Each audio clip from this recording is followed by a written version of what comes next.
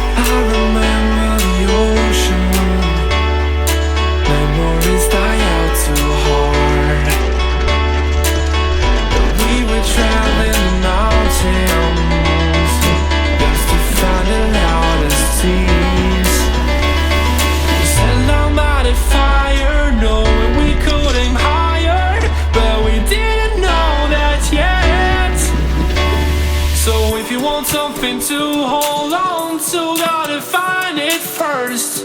But here I am, 'cause I've been laying under palm trees, waiting for the summer, knowing there's nowhere to go. 'Cause I am happy on this island, wanna be my farmland. I don't ever want to leave, I'm in a tropic club.